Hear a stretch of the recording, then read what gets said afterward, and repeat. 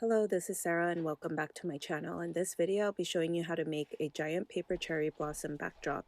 And before we get started, please like this video below and subscribe to my channel. You could also find all the supplies listed below the video along with the template, and you could cut this with your Cricut, Silhouette, or other cutting machines. There will also be a print version to hand cut for those that don't have a cutting machine. I am making 7 cherry blossoms for this project. You could make more or less, but if you are making 7 like me, I will be using 30 sheets of blush pink cardstock paper and 7 sheets of green cardstock paper. First, have the center cut. I like to cut the center with the cutting machine, but I will show you how I hand cut them later. I cut 2 in between on one sheet, and you need a total of 2 of these for each cherry blossom. Then I add pink watercolor on the bottom straight end of the center fringe pattern. I also stroke the pink onto the rest of the right side of the paper. Then I do the same for the left straight side and the rest of the left side of the paper as well. Then I color yellow on the circles on the pattern. Then I also add a sprinkle of the same pink on only some of the circles. This should look like little pink dots, not fully colored in like a solid color. Then after it dries, take the outer area off, but we are saving the left and the right side, so cut it off to keep those long strips. Then take the center pieces off and turn it over and also color the straight side pink and circles yellow for both the pieces. I also flip over the strips and use that to help me color the pieces. It's okay if you don't fully color in the strips on the other side. Then I'm doing the 2A and 2B shape files that are the bigger shapes. This will cut 1 per sheet of paper. I have 2 versions to make sure they don't all look identical. We need 5 petals per cherry blossom, so cut a total of 5 between these 2 shapes. Then I add pink watercolor only on the bottom stem area and a little bit into the petal.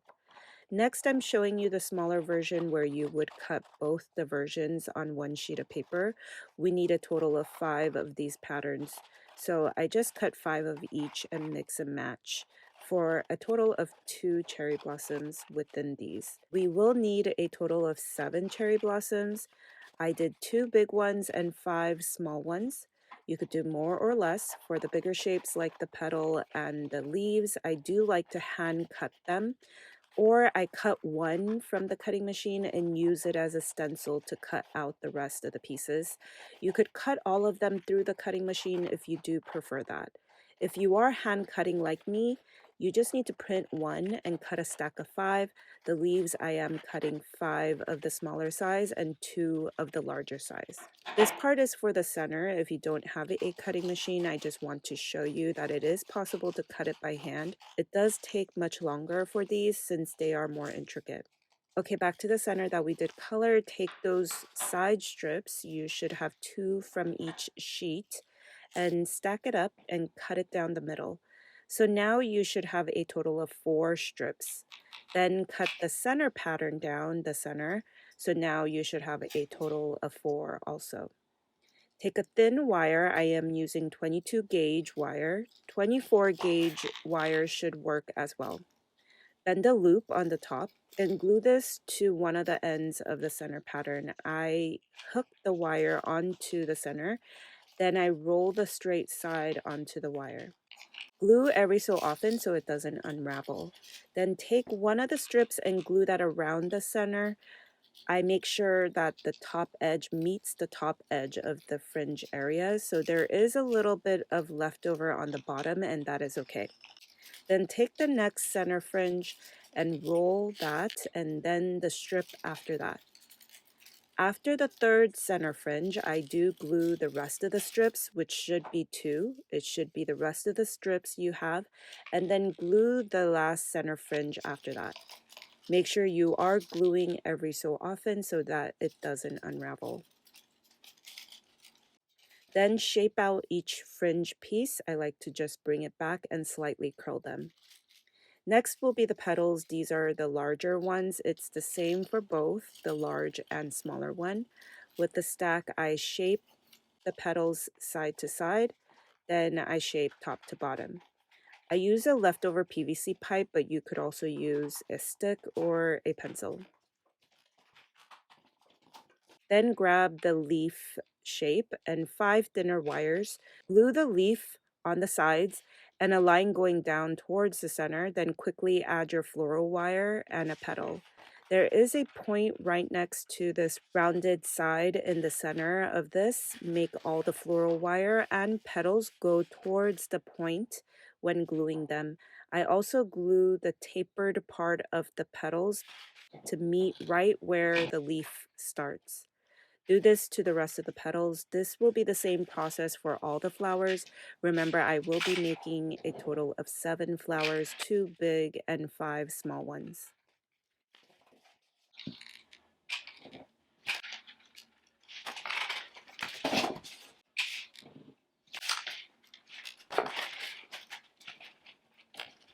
Next, I grab all the wire to make it go straight down. Then I fold over the rounded edge. Then grab the other side and connect it to the other side. The leaves should make a cone on the bottom. Then glue the round side and glue it over to connect the ends.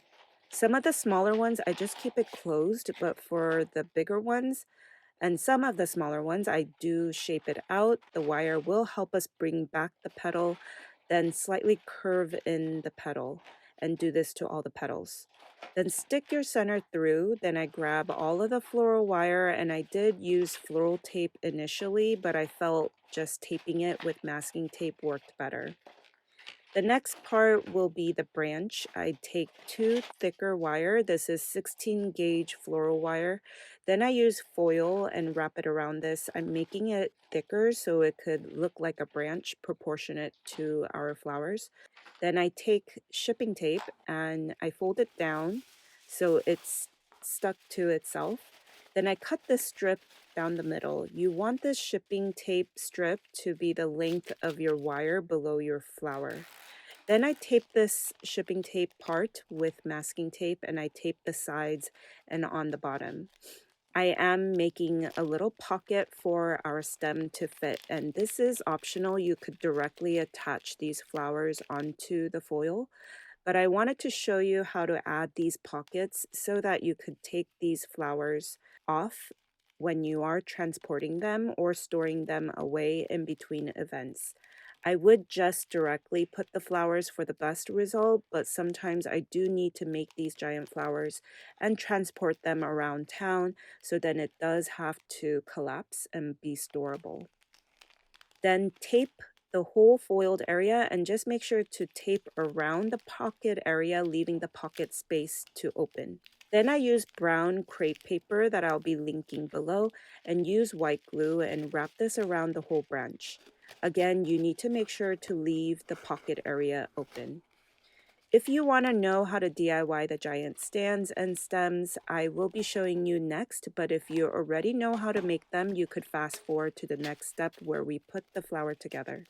This part will be for the base of the giant paper flower so it could stand on its own, and the stem. I like to use the Rapid Set Cement All, and I haven't really experimented with other types of concrete. This one has a light gray finish and smooths on its own. Comes in a smaller box if you want to only make a couple, or a bigger bag if you want to make a lot of stands. I'll be using plastic plant saucers that you can find in the plant section as our mold, and I'm using an 8-inch size, but there are bigger sizes if you want to add multiple flowers in one base. I use duct tape to guide my 3/4 coupler of my 3/4 inch PVC pipe. That will be my stem, so that it will come apart to transport in a car. If you're using a different size PVC pipe, get the matching coupler. Add duct tape on only one end of the coupler. These will be found at Home Depot, Lowe's, or on Amazon, and I'll try my best to link all of this below the video. Make sure you are being safe and wear gloves and a mask so you don't breathe in the fine dust, and safety goggles when working with this. I used about 6 scoops of these disposable plastic cups, but I like to work in small increments. If you do a lot at a time, it is harder to mix. You will also have to be quick so it doesn't set while you mix. Then add a little bit of water as you go and mix until you get a pancake consistency. Add more concrete if you need to thicken it. Fill up until you cover just the bottom and add your coupler. I have my coupler connected with a small PVC pipe just so I could hold it on the top. Then fill up a little more until right below the coupler ends. It should take a couple hours to fully set, so while we wait for that, we will now get the stems ready with PVC pipe. I got a pan, ladle, and funnel from a thrift store that I designated for this and not use for cooking. Then you can find playground sand outside or actually buy a bag of sand. I like to have enough to fill up the pan so I could work on multiple at a time, but if you are only making one, you could just use a little more than your PVC pipe could hold. Heat it up until you feel the sand is too hot to touch. Then tape one end of the PVC pipe with duct tape and the other side use a funnel and ladle to scoop your sand into the pipe. Then fill to the top and close it up with duct tape. And on the ground, you could shape your desired shape. This will look a little different from each flower, so shape accordingly. You could use heat gun or even a blow dryer, but I felt the heated sand gave me the most even heat without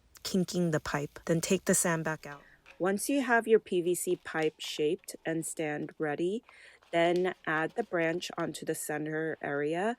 I use masking tape to attach the leftover wire part from the branch onto the PVC pipe. I added 3 of these branches onto my PVC pipe. I also added 6 more of these shipping tape pockets, but 5 of them were directly on the PVC pipe and 2 of them would be on the 2 branches and 1 branch will be by itself. Then wrap the whole PVC pipe with the brown crepe paper and using white glue every so often so that it doesn't unravel. And don't forget to keep your pocket area open. Lastly, add your flowers. I added 2 smaller ones towards the top and mixing the small and big ones that are open going down. 2 of the branches had flowers on them as well. I think these would be perfect for wedding backdrops, birthday backdrops, window display for retail stores, and other events.